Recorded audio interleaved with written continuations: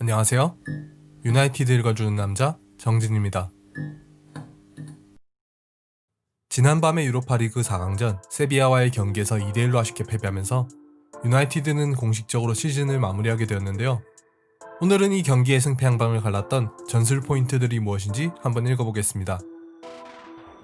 우선 XG 값을 통해 확인할 수 있듯 이번 경기에서 더 많은 기회를 창출한 쪽은 유나이티드였습니다. 공격진의 결정력이 조금만 더 나았다면 결승에 진출하는 쪽은 얼마든지 유나이티드일 수도 있었던 경기인 만큼 전술적으로 완전히 패배했다고 보기는 어려운 경기였습니다. 다만 경기의 결과를 세비야의 승리로 바꾸어 넣었던 것은 플랜 B의 존재 여부와 선수들의 집중력 부족 문제였습니다. 프리뷰에서의 제 예상과 달리 솔샤르 감독은 이번 경기에서 마티치가 아닌 프레드를 기용했습니다. 지키는 수비 방식에서는 마티치가 조금 더 나을 수 있지만 공세적인 압박을 실행하고 상대 공격진의 하프 스페이스 공략에 대응하기 위해서는 민첩성이 떨어지는 마티치보다 프레드의 기용이 더 나으리라고 판단한 것입니다. 실제로 이것은 경기에서 제법 잘 먹혀들어서 마티치라면 불가능했을 전진 압박을 프레드는 여러 차례 성공해냈고 득점에 가까운 기회까지 창출하기도 했습니다. 유나이티드는 이번 경기에서 세비야의 측면 공격력을 의식한 탓인지 라볼피 하나를 사용하지 않았습니다. 빌드업 초기 단계에서 부분적으로 활용한다고는 하나 백스리를 구성하고 좌우 측면 수비수들을 전진시키는 것이 뒷공간에 대한 부담을 준다는 시각이 반영된 것이었겠죠. 대신에 프레드는 포그와 비슷한 높이에서 더블 볼란트로 움직이며 필요한 경우에 높은 위치까지 전진하여 압박을 가하며 좋은 경기를 펼쳤습니다. 유나이티드가 이러한 프레드의 전진 압박을 꾀한 것은 프리뷰에서 짚어드렸듯 세비야의 공격 대형 구성을 사전에 방지하기 위한 차원이었습니다. 세비야는 기본적으로 측면에서 장점을 여실히 보여주는 팀입니다. 특히 윙포워드가 내려오는 접근 방식, 어태킹 다운 더 윙을 경기 내내 여러 차례 보여주면서 후방의 측면 자원을 전진시키는 시스템을 아주 잘 구사하는 팀이죠. 이것은 선수 개개인의 마킹 시스템에만 기초할 경우에는 순간순간 공격을 막기 위한 최적의 선택들이 측면 자원의 전진을 뻔히 알면서도 막을 수 없도록 만드는 방식이기 때문에 이러한 전진이 이뤄지기 전에 1차적으로 끊어내는 역할을 프레드에게 맡긴 것이고 프레드의 전진 압박이 실패한 시점부터는 급격하게 수비체제로 전환하여 간격이 좁은 두 줄 수비와 전방 자원들의 하프 스페이스 봉쇄 지원이라는 방식으로 세비야의 측면 공략 방식이 그 효과를 다하지 못하도록 만들었습니다. 특히 완비사카는 이번 경기에서 상대 핵심인 루카스 오캄포스를 자주 체킹하는 모습을 보여주었는데요. 박스 바깥이나 높은 위치에서의 오캄포스에 대한 압박은 그린우드나 포그바, 프레드가 수행하였지만 일단 박스 안 완비사카의 커버 범위 내로 오캄포스가 들어오는 순간 그를 적극적으로 쫓는 모습을 보여주었습니다. 그리고 완비사카 이동으로 인한 레길론 혹은 바네가의 전진은 그린우드가 깊은 위치까지 내려와 커버하는 방식으로 문제를 해결하였죠.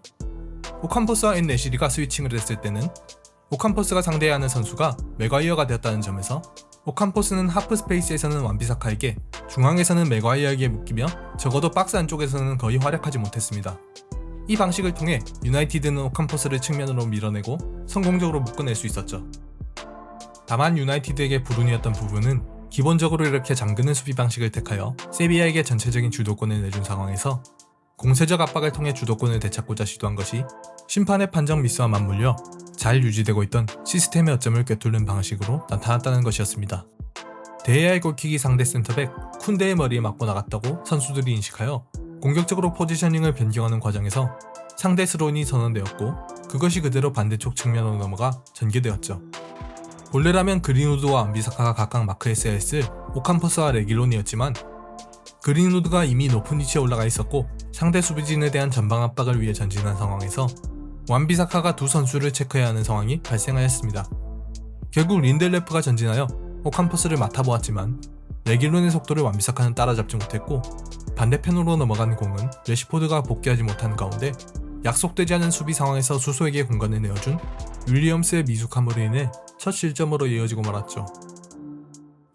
동점 상황이 발생해 결국 계획대로 경기를 이어나가지 못하게 된 맨유는 빌드업 상황에서 윌리엄스를 안쪽으로 당겨 백스리를 구성하고 완비사카를 보다 높은 위치로 올려 그린우드가 보다 중앙에 포지셔닝하는 변화를 하프타임 동안에 취했습니다.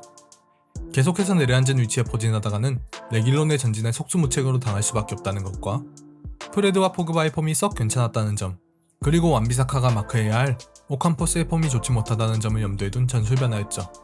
실제로 이는 꽤나 성공적으로 먹혀들어서 유나이티드는 후반전 초반 많은 기회를 창출하고 경기의 주도권을 되찾을 수 있었습니다.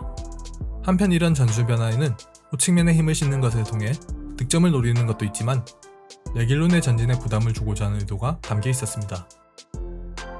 여기까지의 플랜 A를 놓고 보았을 때 저는 솔샤르 감독이 사전에 준비한 전술에 한해서는 로페테기 감독에 대해서 전술적 판정승을 거두었다고 보고 있습니다.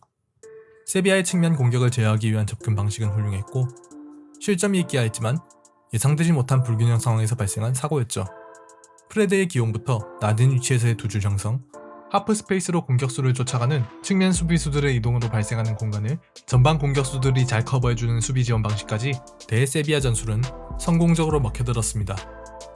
만약 후반 초반에 맨유의 공격진들이 찬스를 허비하지만 않았더라면 경기는 수월하게 맨유의 승리로 돌아갈 수 있었을 겁니다. 그러나 경기의 판도를 바꾼 것은 솔샤르 감독이 아니라 로페테기 감독이었습니다. 엔 네시리와 가벼운 부상을 안고 뛴 듯한 오캄포스의 경기력이 좋지 못하자 로페테기는 이 둘을 빼고 루크 데영과 무니르 엘 하다디를 투입하였죠. 반면에 솔샤르 감독은 그에 맞춰 어떠한 대응책도 내놓지 않았습니다. 그리고 저는 여기에서 플랜 B의 존재 여부가 경기의 향방을 완전히 갈라놓는 원인이 되었다고 생각합니다. 솔샤르 감독은 최소 2골차 이상의 리드를 한 상황에서 굳히기 교체 정도만을 계획하고 나왔지만 로페테기 감독은 이번 시즌 다소 부진했던 무니르와 루크 데용을 동점 상황에서 승부수로 과감하게 꺼내들었죠. 심지어는 얼마 지나지 않아 수소마저 바스케즈로 교체하면서 바스케즈는 무니르가 뛰고 있던 왼쪽으로, 무니르는 오른쪽으로 이동하는 전술 변화까지 꾀했습니다. 결과적으로 공격진의 세 선수가 모두 바뀐 가운데 헤수스 나바스의 크로스가 루크 데용의 골로 이어진 것은 결코 우연이 아닙니다. 린델레프와 완비사카의 집중력 저하가 돋보이는 장면이었는데요. 완비사카는 이 상황에서 이미 그린우드가 복귀한 바깥쪽 공간에 상대 선수가 있는지 체킹하는데 신경을 썼고, 린델레프는 비사카가 더 가깝다는 것을 확인하고 안일하게 마지막 대처를 했습니다. 플랜 A로 솔샤르 감독은 각 선수에게 상황마다 어떤 선수들을 잡아야 하는지, 어떻게 세비야의 측면 공격에 대응해야 하는지를 잘 주입해 놓았던 것으로 보입니다. 실제로 동점골 장면을 제외하고 세비야의 측면 공격은 전반 내내 경기를 주도한 것에 비해선 이렇다 할 찬스를 많이 만들어내지 못했죠. 다만 그 다음에 대한 준비가 미비했던 것입니다. 한두 명의 선수가 바뀌면 기존의 시스템에 대응하여 마크맨을 정할 수 있었겠지만 상대 공격진 모두가 교체되고 이들이 스위칭을 시작하게 되니 각각의 선수가 어떻게 대응해야 할지 혼선이 발생했던 것이죠. 여기서의 작은 차이가 세비야의 역전골을 불러왔습니다. 저는 솔샤르 감독이 분명 좋은 감독이라고 생각합니다.